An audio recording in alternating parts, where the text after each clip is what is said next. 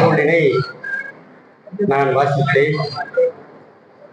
வீரமங்கை வேலுநாச்சியாரின் வரலாற்றை முழுவதுமாக முடிக்க முடியாவிட்டாலும் கூட ஓரளவுக்கு படித்தால் புரிந்து கொள்ள அளவில் எளிய வார்த்தைகள் மூலமாக தன்னுடைய கற்பனை வளத்தை என் சகோதரர் அந்த நூலில் படித்து கொடுத்திருக்கிறார்.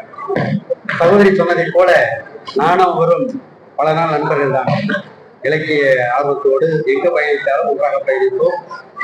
அவருடைய நூல்கள் சிறுகதைகள், நிறைய சிறுகதை எழுதியிருக்கார், நிறைய கவிதைகள் தொகுத்து போட்டிருக்கார், சிறுகதை தொகுத்து போட்டிருக்கார், நிறைய பரிசுகள் பெற்றிருக்கிறார்.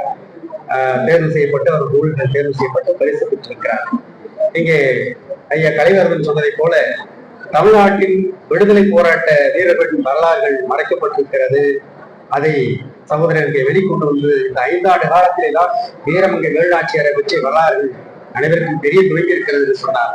அதே போல பல வரலாறுகள், நம்முடைய தமிழர்களின் வரலாறு மறைக்கப்பட்டு முழுமையான தமிழர்களின் சுதந்திர போராட்ட வரலாறு, அதே போல அரசர்களுடைய வரலாறு நமது வம்சாவளியினருக்கு, நமது எதிர்கால சந்ததிக்கு தெரியாத வண்ணம் மறைக்கப்பட்டது.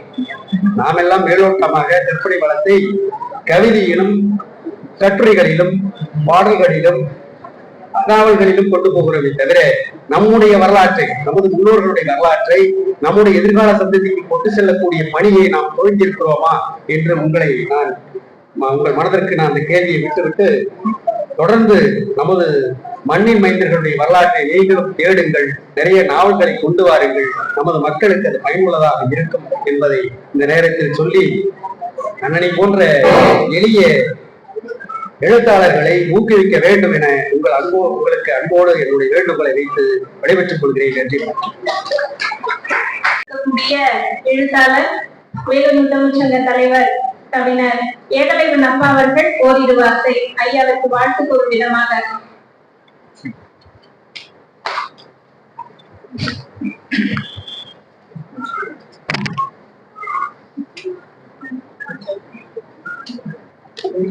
வணக்கம், வாழ்க வளத்துடன்.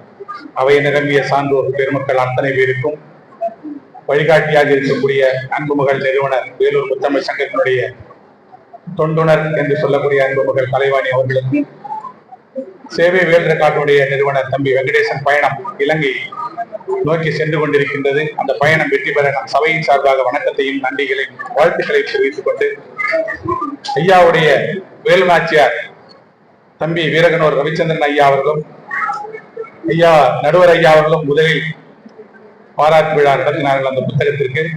நானும் மனமோந்து பணியோடு தெரிவித்துக் கொள்வது என்னவென்றால், நானும் சிவகங்கை மாவட்டத்திற்கு சென்று நானும் அந்த கீழடியிலே புதைந்து கொண்டிருந்த வேலு நாச்சியாருடைய வடிவங்களை எல்லாம் ஆழ்ந்து அகைந்து எடுத்து கையால் அந்த மக்களை எல்லாம் பாண்டங்களை எல்லாம் தொட்டு பார்த்து, 2019ஆம் ஆண்டு மார்ச் 5ஆம் தேதி கொரோனா பிறக்கிறது.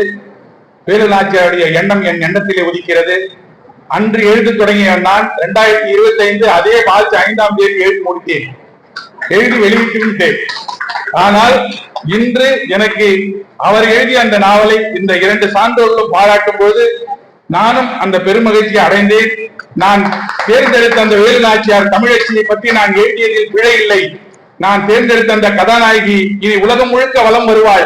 என்னால் மட்டுமல்ல, என்னுடைய அருமை எழுத்தாளர் என்று சொல்லக்கூடிய என் தோழமை கூட அந்த புத்தகம் ஊரல்ல, தெருவல்ல, வீதி அல்ல, உலகெங்கும் அது போற்றப்பட வேண்டும். நல்ல நூலுக்கான பரிசை தமிழகம் பெற்றுத்தர வேண்டும் என்று உங்களை போற்றுகிறேன், வாழ்த்துகிறேன். இடம் சார்ந்து விடைபெறுகின்றேன். நன்றி, வணக்கம், வாழ்கத்துடன்.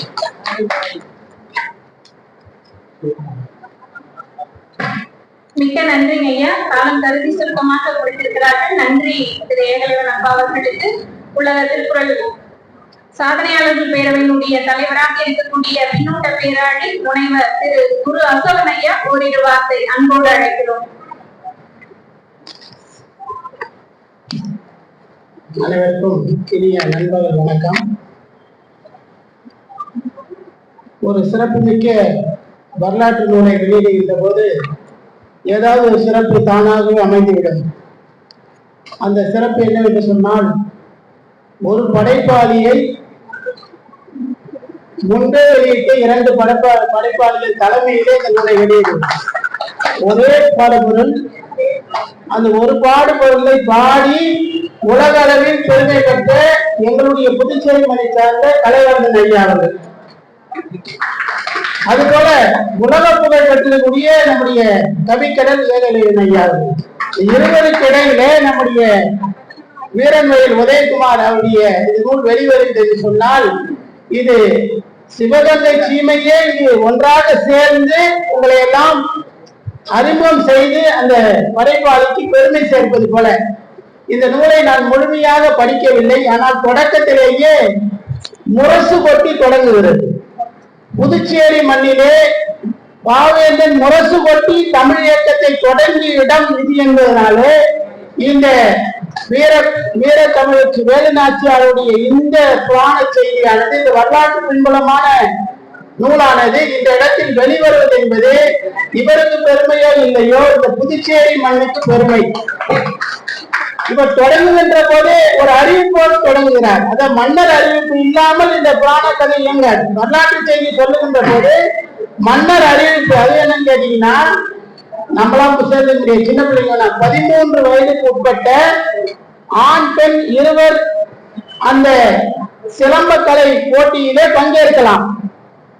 இத மன்னன் அறிவிக்கிறான், முரசு கொட்டி அறிவிக்கிறான். அப்படி முரசு கொட்டி அறிவிக்கின்ற போது மக்கள் பேசுகிறார்கள், யாரோடு சண்டையிடுவது? மன்னனுடைய மகளோடு நாம் சண்டையிட முடியுமா? எல்லாம் பேசுகிறாங்க. இந்த கதையில் அப்படியே போகுது. இந்த பெண் உள்ளே வருகின்ற காட்சியை படைப்பாளி வர்ணிக்கும் போது சொல்லுகிறார், ஒரு பெண் அரிமா வருவது போல கையிலே எடுத்த பிரம்ப அந்த சிலம்பத்தை குருவின் கையிலே பெற்று வணங்கி வரக்கூடிய அந்த பண்பும், அந்த மன்னன் எப்படி பெண்ணை வளர்த்திருக்கிறான் வீரத்தோடு என்ற அந்த அறிமுகமும் இந்த கதையின் தொடக்கமாக இருக்குன்னு சொன்னால், இது இந்திய விடுதலை போராட்டத்தினுடைய வரலாறு மட்டுமல்ல, தமிழுடைய பண்பாட்டு அடையாளத்தினுடைய களஞ்சியமாகவும் தொடர்கிறது என்பதை நினைக்கும் போது அவர் சொல்றாரு, கடைசியா முடிக்கும் போது, ஏன்னா கடைசியா முடிக்கிறான்னு பாக்குறேன், அந்த வீரத்தமிழுக்கு அந்த வேலுநாச்சியார் மனம் பேசுவது போல என்ன பேசுறாங்கன்னா, இந்த மண்ணை மாட்டான் அனுபவிக்க கூடாது, தொடக்கூடாது என்ற சிந்தனையோடு உயிர் பெறுகிறது.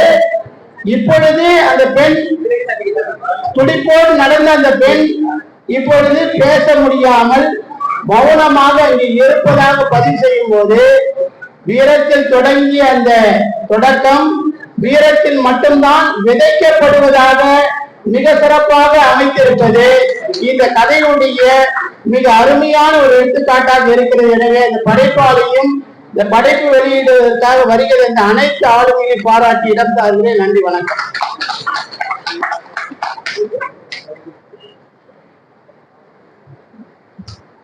மிக்க நன்றிங்க ஐயா. வீர மகாராணி வேலுநாச்சி அம்மா குறித்து மிக அழகாக மதிப்புரை, வாழ்த்துரை, அறிமுக உரை மூன்றுமே கொடுத்து சிறப்பித்திருக்கக்கூடிய 3 ஆளுமைகளுக்கும் நன்றிகளை கூறி நூலாசிரியரை ஓரிரு வார்த்தைகள் ஏற்புரை வழங்கி நிறைவு செய்யுமாறு அன்போடு அழைக்கிறோம். வருக கவிஞர் வீரன்வயல் உதயகுமாரன் ஐயா அவர்கள் வருக.